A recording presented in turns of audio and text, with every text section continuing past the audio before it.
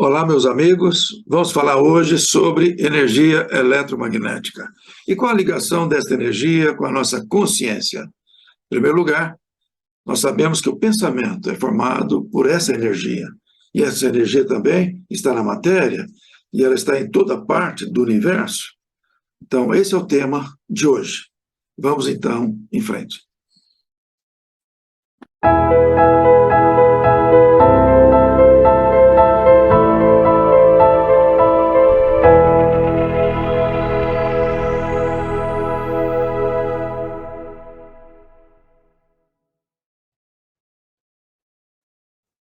Bem, meus amigos, antes de iniciar essa parte do vídeo, eu peço que, ao final, você dê o seu like ou dislike, faça seus comentários e, se gostou, divulgue aos seus amigos para contribuir com o nosso canal.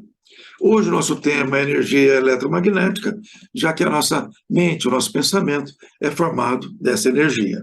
Então nós vamos começar aqui falando sobre o átomo para chegar à comparação sobre essa temática. Veja que em 1803 nós tínhamos a visão do átomo por Dalton como algo indivisível, aquela unidade da matéria que você não divide. Mas já em 1904, Thomson já coloca que no átomo nós temos partículas positivas e negativas. Então o elétron tem carga elétrica, ele gira no seu eixo, então gera uma carga de eletricidade. Já em 1911, Rutherford, ele vai falar que a massa do átomo se concentra em seu núcleo. Então, existe um núcleo, um centro. Em 1913, Bohr, ele vai falar de níveis de energia dentro do átomo. E quando um elétron salta de um nível para outro, ele libera fótons. Esse é um tema também tratado por Einstein. Então, por volta aí de 1900, 1918, Max Planck, ele descobre, então, os quanta de energia, O Einstein, então, já havia montado a hipótese sobre o quanto de luz, que são os fótons, que são gerados por esse salto que o elétron dá. E isso que eu preciso explicar um pouco melhor. Então, aqui, nós temos, nessa área aqui, um núcleo do átomo. E você vai ter átomos com diferente número de nêutrons e diferente número de prótons.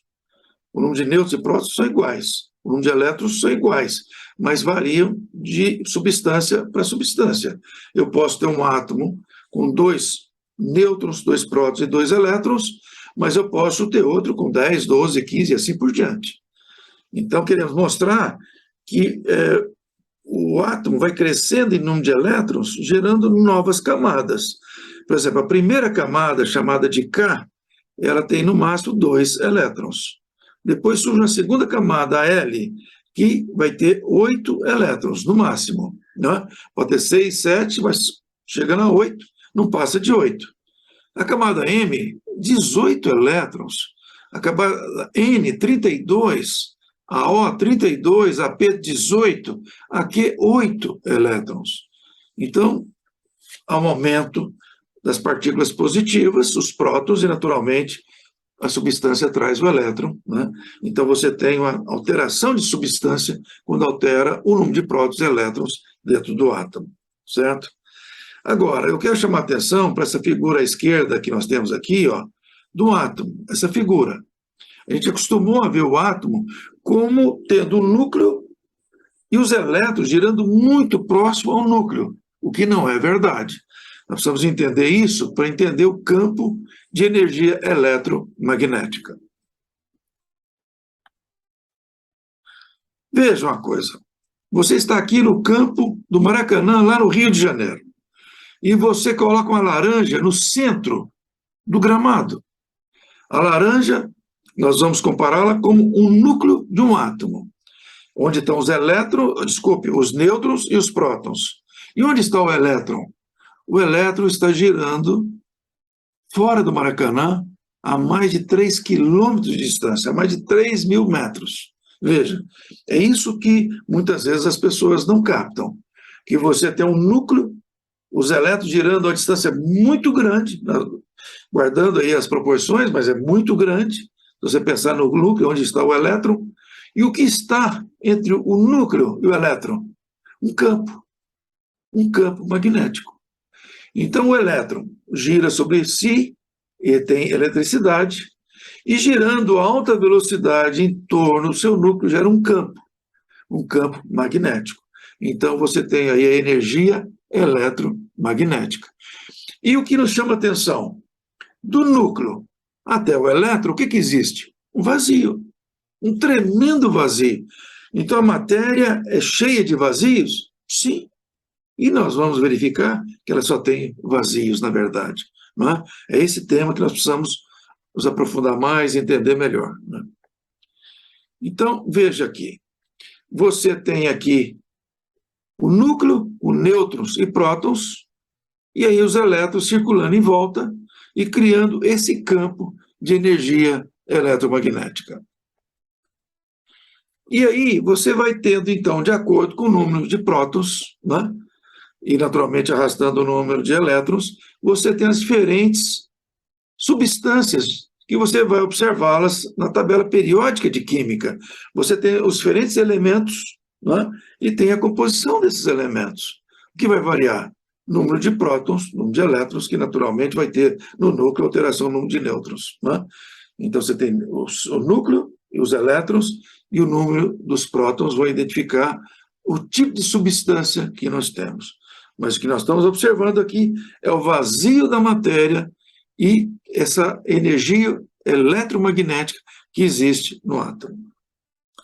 E vejam, a força dessa energia.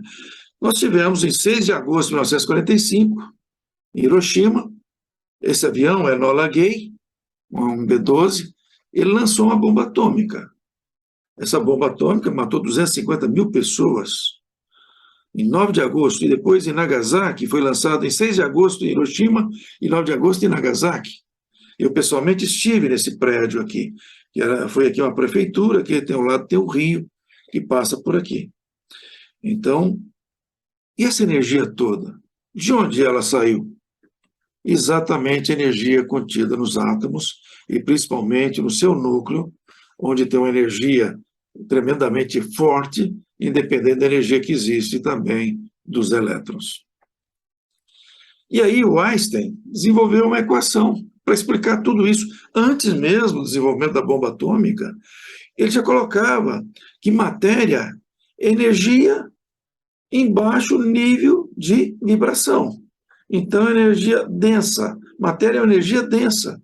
Na verdade, matéria não existe. O que existe? Energia densa. Tudo no universo é energia. E ele desenvolveu, então, a equação da energia como matéria, né? Aqui está aqui a energia, você tem a massa, e C2 é a velocidade da luz elevada ao quadrado, que está aqui, ó. Essa fórmula aqui mostra o resultado do que significa energia.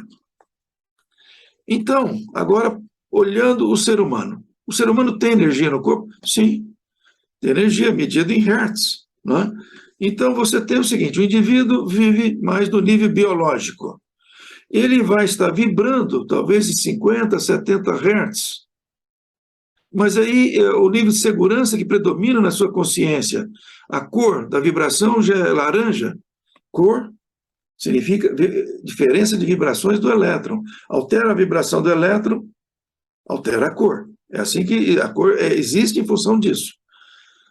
Então, outro nível de consciência, mais psíquico, mais ligado à socialização, autoestima, eu vou saindo do amarelo e para o verde, eu já vou tendo a consciência cognitiva, eu vou tendo um azul claro, eu já estou mais focado nos meus valores, né, nos arquétipos da consciência, eu tenho já um azul claro, eu passo a vivenciar mais essa consciência de forma transcendente, com a visão mais transcendente.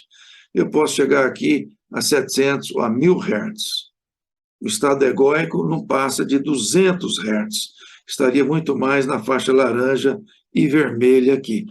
A pessoa vai deixando o ego, o estado egóico para trás e vai se desenvolvendo e alterando o seu nível vibratório, naturalmente a cor da sua áurea. Então, todo ser humano tem uma carteira de identidade baseado na leitura das cores da sua energia, que demonstra o nível de consciência com que ele vive. Né? Então, aqui, ó, eu tenho diferentes níveis de consciência das pessoas. Uma pessoa, então, mais bruta aqui embaixo, E aqui eu vou vendo, desenvolvendo aquilo que nós comentamos em outro vídeo. Quantas estradas o indivíduo tem que passar para ser conhecido como homem? Ele vai ser homem quando ele chega no nível de colocar para fora a sua potência como ser humano. É quando ele começa a vibrar, então, em níveis mais altos de energia de 500, 700 Hz até os 1000 Hz. Essa seria a grande referência. E aqui, para fechar esse assunto, só para, mais uma vez, falar das cores. Então, cor é vibração de elétrons, de acordo com a vibração do elétron, é a cor que nós vamos encontrar nessa energia eletromagnética que envolve todos os seres, toda a matéria, e envolve nós como seres humanos. Esse era o nosso tema de hoje. Obrigado pela atenção de todos vocês.